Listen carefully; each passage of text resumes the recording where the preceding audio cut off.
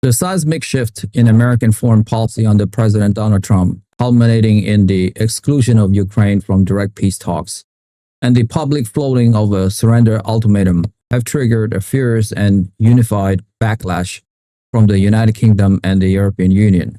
In a rare and powerful display of transatlantic defiance, London and Brussels have jointly condemned the Trump administration's great power diplomacy, rejecting the legitimacy of any deal struck directly between Washington and Moscow over the heads of the Ukrainian people.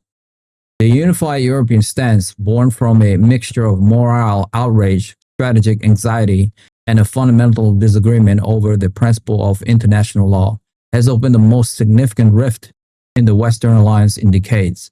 It has transformed the diplomatic landscape, creating a new and potent axis of opposition to the Trump-Putin negotiations and signaling that Europe is no longer willing to be a passive bystander as the United States attempts to unilaterally redraw the security map of the continent. The European rage is palpable, moving beyond diplomatic protests and into the realm of active political and material resistance. The most forceful and articulated condemnation has come from London, where the British government has assumed a leadership role in organizing the European response.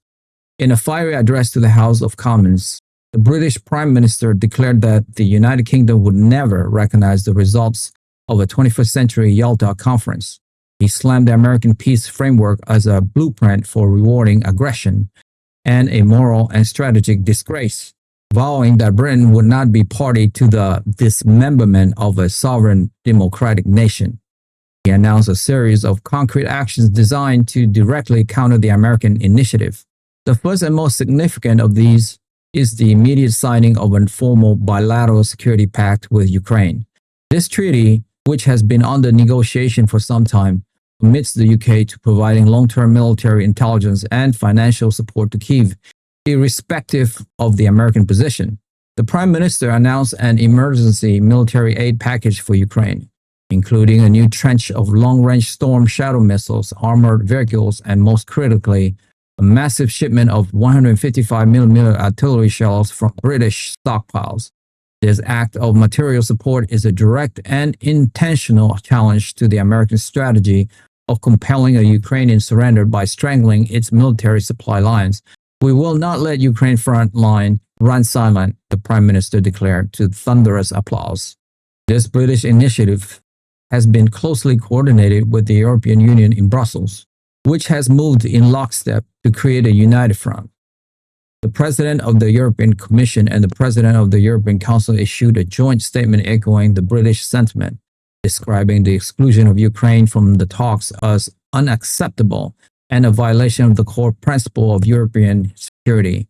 The statement explicitly rejected any peace deal that compromised Ukraine's territorial integrity, sovereignty, or its right to choose its own destiny. To give these words weight, the EU announced its own emergency measures, a special fund creatively structured to bypass the potential veto of pro-Russian member states like Hungary has been established to finance the purchase of artillery ammunition for Ukraine on the global market. This move is designed to directly counteract the American aid cutoff and provide the Ukrainian army with the shells it desperately needs to continue its defense.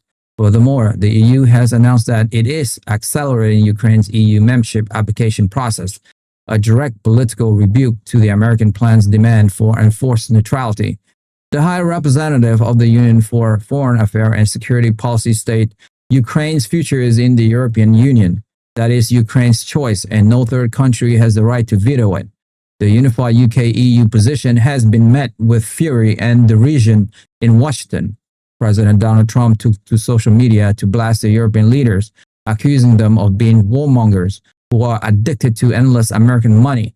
He threatened to impose new trade tariffs on European goods, particularly automobiles, if the EU moves forward with its plan to arm Ukraine in defiance of his peace process. They want us to pay for their security. Then they stab us in the back, Trump wrote. No more. If Europe wants a war, they can pay for it themselves. Secretary of State Marco Rubio, in a more measured but equally hostile tone, warned that the European actions were deeply unhelpful and threatened to prolong the conflict at a great human cost. He accused the UK and EU of undermining the only realistic chance for peace and of failing to grasp the new realities on the ground. The rhetoric from Washington suggests that the administration sees the European defiance not as a principled stand, but as a direct challenge to American leadership, one that it is prepared to meet with punitive economic measures. The rage in Europe is fueled by a profound sense of strategic anxiety. European leaders believe that the American proposed peace deal, far from creating sustainable peace, would do the opposite. They argued that it would leave a deeply aggrieved and revanchist Russia, victorious and unpunished, on the EU's eastern border. It would legitimize the use of brute force to change borders, a precedent that could destabilize the entire continent and invite future aggression. The plan's demand for Ukrainian neutrality is seen as particularly naive and dangerous, as it would create a power vacuum between the EU and Russia that Moscow would inevitably seek to dominate. European security officials believe that a neutralized, disarmed Ukraine would simply be the target of the next Russian invasion in a few years' time, once Moscow has reconstituted its force. For Europe, standing with Ukraine is therefore not just a matter of principle, it is a matter of existential self-interest. They believe that the front line in the Donbas is also the front line of European defense. This open and hostile split between the Anglo-European bloc and the United States marks as a fundamental realignment of the Western alliance.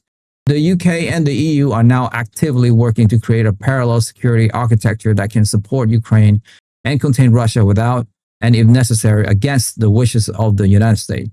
This involves frantic efforts to ramp up European defense production, coordinated military aid to Kyiv, and present a united diplomatic front. In Kyiv, this European show of support has been received as a vital lifeline in a moment of utter desperation. It has given President Zelenskyy a sliver of hope and a powerful new set of partners.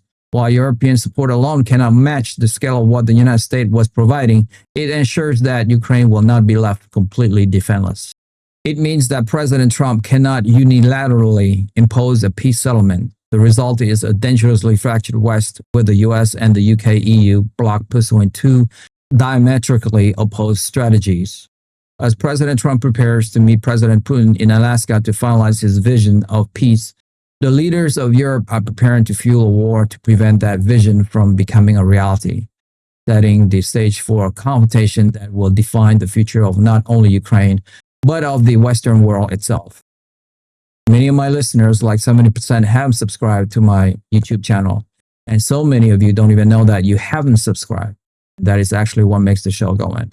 It's almost like you're making a donation to the show. So that's why I ask again and again, because it enables us to grow and grow and grow. And we're going for the long haul here. And listen, if this is your first time listening to World Global Conflict, you don't have to subscribe. You guys are first ones on me. But if you have watched this show before, it's like you are freeloader now. So all I would ask you is, if you have seen the show before and you like it, help me, help my team here.